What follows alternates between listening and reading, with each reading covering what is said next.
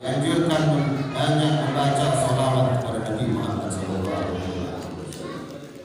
Karena kemuliaan bulan ini terletak karena lahir Rasulullah Sallallahu Alaihi Wasallam. Oleh karena itu, marilah kita sambut bulan Rabiul Awal ini dengan semangat bahagia, semangat sukaria, karena bulan ini adalah bulan kelahiran kekasih kita semua, yaitu baginda Nabi besar Nabi Muhammad Sallallahu Alaihi Wasallam. Saya sedikit menceritakan perjalanan kami sebelum sini. Tadi Ustaz Amin kurang lebih jam 5:30 sudah sampai sana sama Pak Lasmo dan Ustaz Mustaqim. Ternyata dari Allah menginginkan kami untuk berada di sini setelah Isya. Jadi alhamdulillah kita sholat Isya berjamaah. Karena di Bukit Jain tadi macet, kemudian di depan Brimob banjir, kemudian sampai sini juga banjir. Subhanallah, rahmat Allah turun dan cucuran air hujan. Cucuran air hujan, rahmat Allah turun. Semangat dan sangat kita haturkan kepada junjungan Nabi besar kita Nabi Muhammad Sallallahu Alaihi Wasallam. Semoga kita semua mendapatkan syafaat daripada Nabi Muhammad Sallallahu Alaihi Wasallam. Amin amin ya rabbal alamin. Saya diamanahi untuk duduk di sini untuk memberikan daripada sepatah dua kata oleh panitia. Dari tadi saya hitung sudah lebih daripada 1-2 patah kata. Alhamdulillah, disuruh memberikan nasihat. Yang perlu dinasehati itu bukan antum semua, melainkan saya yang harus dinasehati. Karena saya masih banyak khilaf, masih banyak dosa ya. Tapi ini amanah yang harus kita laksanakan. Mungkin tidak panjang, 10 menit ya. Kulibas, kuliah 15 menit. Ya. Kulibas, tidak kultum lagi, kulibas. Insya Allah ini akan bermanfaat. Mohon dengarkan dengan khusyuk, karena kita ada di bulan Maulid Nabi Muhammad Sallallahu Alaihi Wasallam. Akankah kebahagiaan kita menyambut bulan Maulid Nabi Muhammad Sallallahu Alaihi Wasallam, sukaria Maulid Nabi Muhammad Sallallahu Alaihi Wasallam akan berhenti selepas kita berada di akhir atau di awal bulan Rabiul Tsani? Jangan kita biarkan semangat kita untuk bersolawat, untuk berdakwah di jalannya Nabi Muhammad Sallallahu Alaihi Wasallam hanya berada di bulan Rabiul Awal saja. Melainkan Allah menciptakan di bulan-bulan yang penuh kemuliaan seperti bulan Rabiul Awal agar kita selalu senantiasa meningkatkan mutu iman dan takwa kita. Bapak-bapak, ibu-ibu yang hadir, semoga semangat yang ada di bulan Rabiul Awal ini membekas dan terus diamalkan sampai ketemu daripada Rabiul Awal selanjutnya. Ini adalah ikhtiar kita agar kita mendapatkan panjang umur.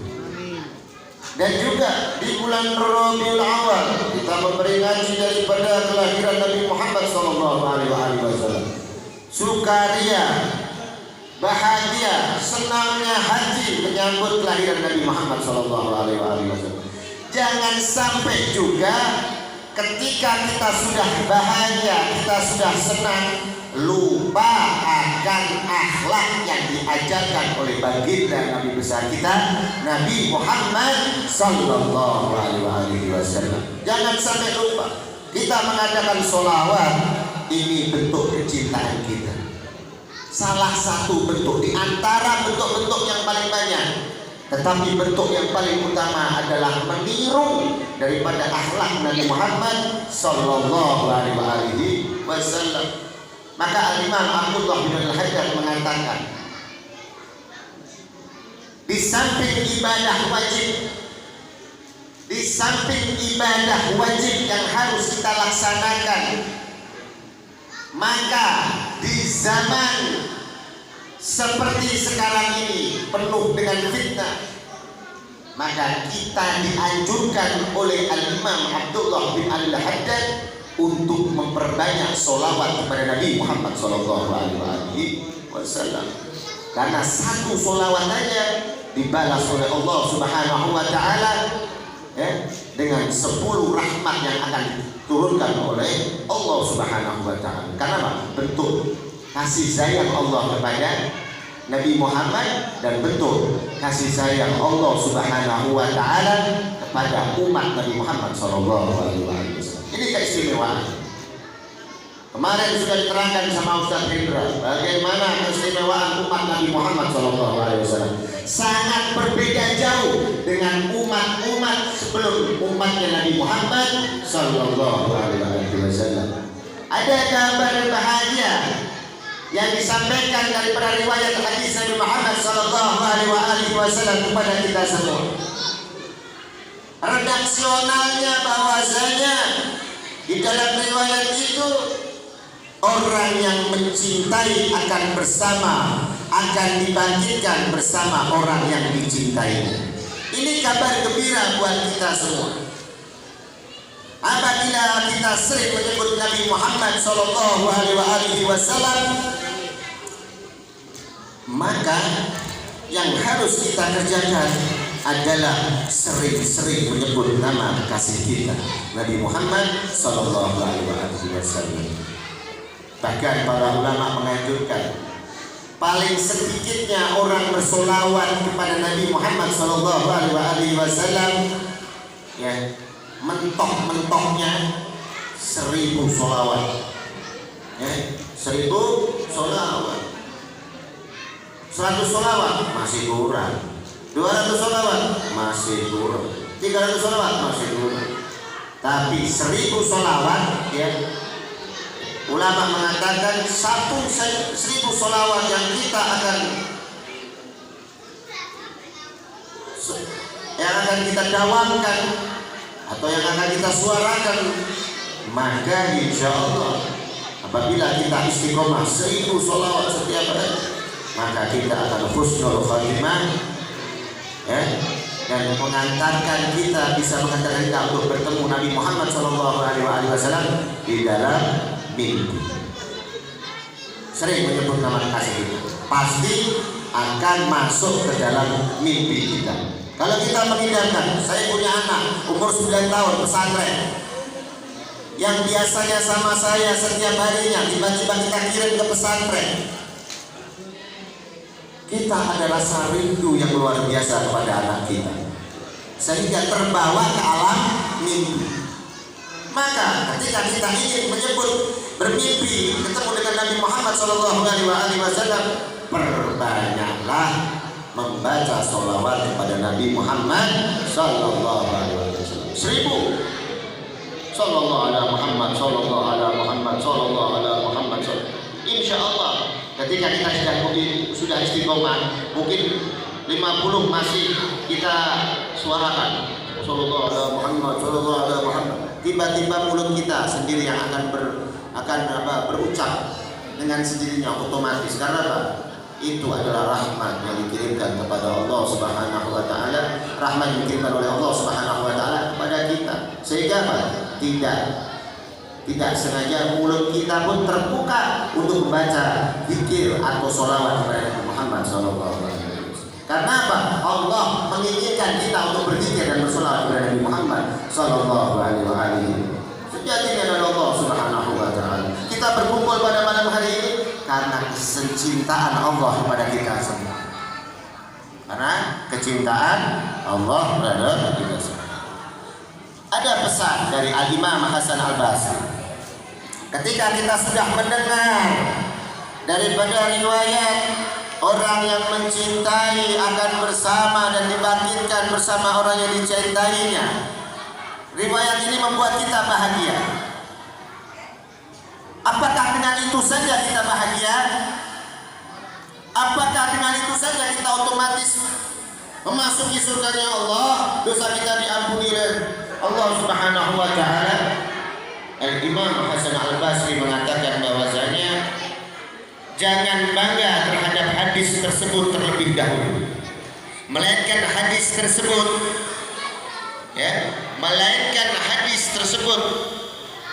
kita camkan di dalam hati kita. Tidak hanya dengan menyebut Nabi Muhammad SAW dengan sholawat, tetapi meniru akhlak daripada Nabi Muhammad SAW. Kita tiru akhlaknya, kita tiru sunnah-sunnahnya, kita kerjakan sunnah-sunnahnya, kita melakukan ibadah yang diperintahkan oleh Allah dan Rasulnya. Ini baru masuk dalam pada hadis tersebut. Jangan dipahami asal cinta saja. Cinta, orang sejatinya cinta itu meniru daripada perilaku orang yang dicintainya. Kalau kita cinta kepada Nabi Muhammad SAW, tiru akhlak Nabi Muhammad SAW, tiru daripada sunnah-sunnah yang dikerjakan oleh Allah, oleh Rasulullah SAW. Ini peringatan daripada Imam Al-Hasan Al-Basri. Hadis itu memang ada, memang betul, dan kabar bahagia untuk kita. Tetapi hadis tersebut harus kita pahami bahwasanya tidak hanya kita mengucapkan salam saja kepada Rasulullah SAW, tapi dengan mengucapkan salam itu kita bersama-sama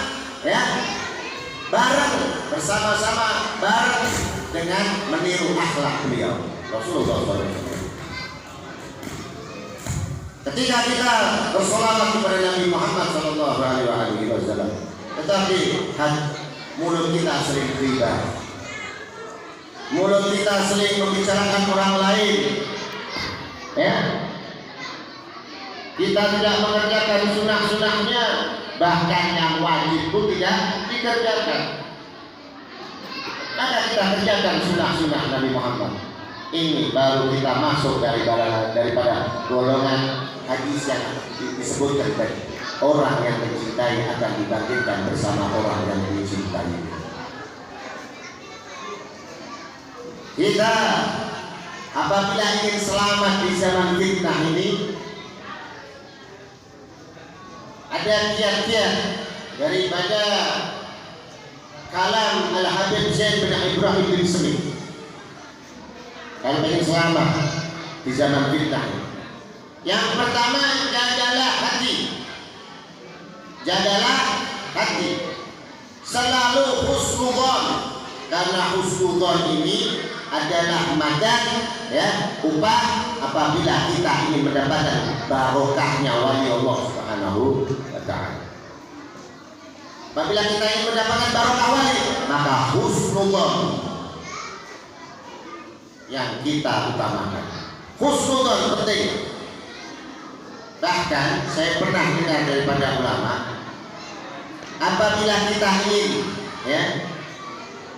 melihat atau menjumpai Nabi Allah Khidir alaihissalam yang doanya mustajab, dikatakan bahwasanya jumhur ulama mengatakan Nabi Allah Khidir masih hidup. Bahwasanya kalau kita ingin bertemu dengan Nabi Allah Khidir alaihissalam, maka setiap kita ketemu orang, maka orang tersebut yang siap kita ketemui, anggap saja Nabi Allah Khidir alaihissalam. Otomatis kita tidak ada rasa suudzon sama orang yang kita jumpai. Ini tips, insya Allah akan dijumpai Nabi Allah Khidir alaihissalam. Karena apa? husnudzon itu penting. Husnudzon itu penting. Al-Imam Ali bin Al-Imam Ali bin Abidin As-Sajjad, orang cucu daripada buyut daripada Rasulullah sallallahu alaihi wasallam, orang yang selalu husnudzon. Ketika wafatnya beliau, ya, fakir miskin sangat kehilangan daripada kedermawanan Sayyidina Ali Zainal Abidin As-Sajjad. Sampai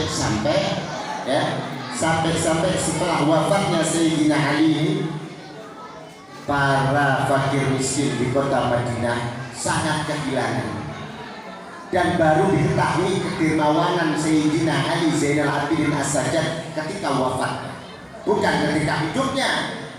Beliau selalu sedekah tanpa diketahui orang lain. 500, sekitar 500 fakir miskin, ya, kalau tidak salah 500 fakir miskin. Setiap harinya, setiap malam, ya, setiap malam dikirimin sedekah, dikirimin beras dan kebutuhan pokok oleh Al-Imam Ali Zainal Abidin As-Sajjad tanpa diketahui. Tanpa diketahui. Maka ada tanda ketika wafatnya Al-Imam Ali Zainal Abidin As-Sajjad. Ketika wafat, ada bekas hitam di pundaknya, kemudian ada bekas hitam juga di matanya, di bawah matanya, menandakan bekas hitam yang ada di pundaknya itu. Beliau selalu senantiasa mengangkat karung beras sendiri, ya, kebutuhan pokok gandum ke rumah-rumah fakir miskin. Tidak ada yang tahu, baru diketahuinya setelah wafatnya. Hebat. Ini marwah murid Nabi Muhammad SAW.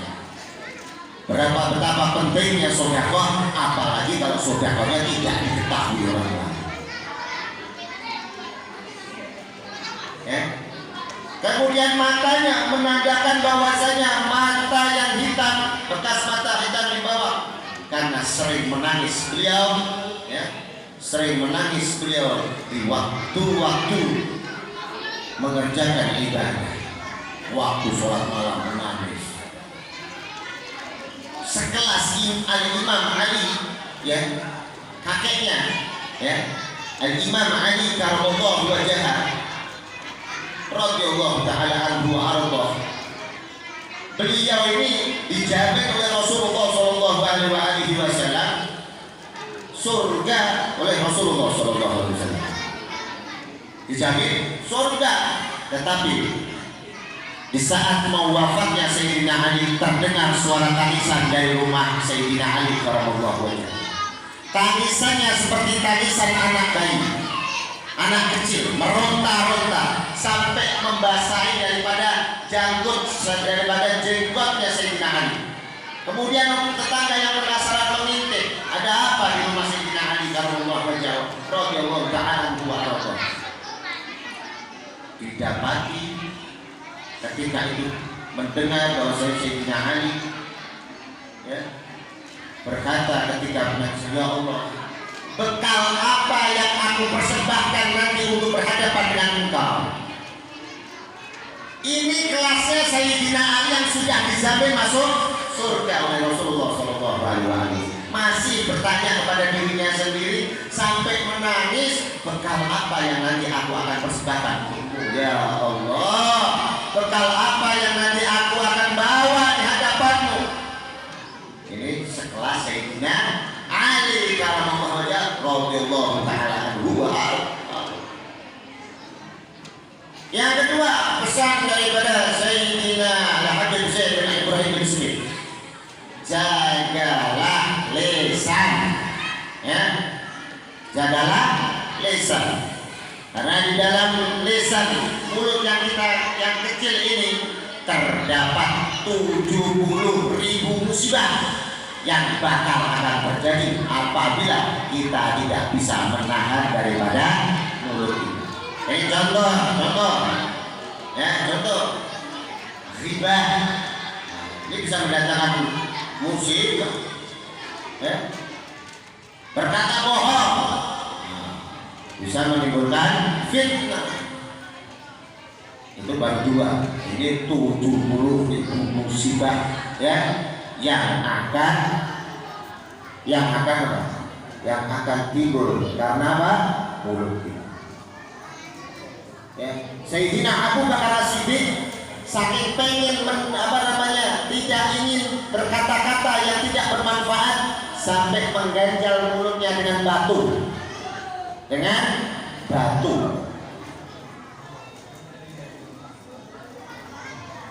Agar apa? Agar tidak berkata-kata yang tidak manfaat, tidak cerewet, melainkan perkataan daripada Sayyidina Abu Bakar perkataan yang manfaat. Begitu ya. Yang terakhir yaitu jagalah mata, lisan, dan kemaluan.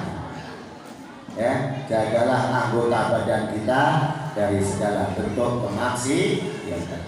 Ini kalau kita bisa menjaga 3 hal ini, jagalah hati, jagalah lisan, jagalah anggota badan daripada segala bentuk kemaksiatan, insya Allah kita akan selamat di zaman fitnah ini. Akhlak Rasulullah kita tiru. Mari yang suka merokok, saya juga merokok, mari kita bersiwak. Ini salah satu sunnah Nabi Muhammad SAW. Mau tidur bersiwak, mau wudhu bersiwak. Ya, salah satu fadilah siwak yang paling utama yaitu kalau kita menginginkan di sakaratul maut kita bisa menyebut nama la ilaha illallah Muhammadur Rasulullah sallallahu alaihi wasallam, maka bersiwaklah dari sekarang.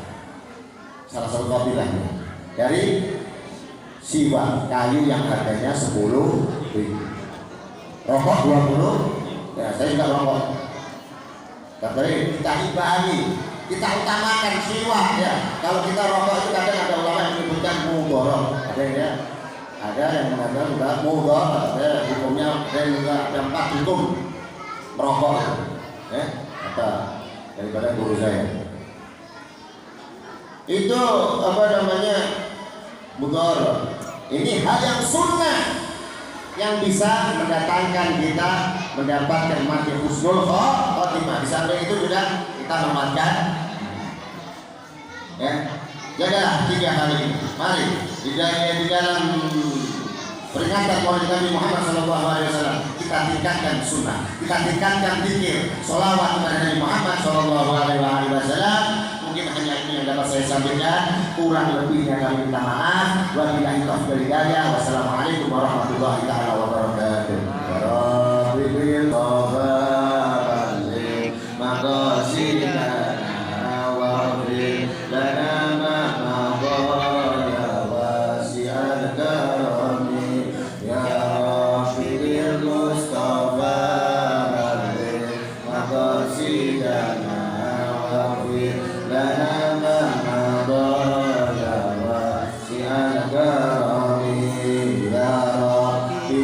Mustafa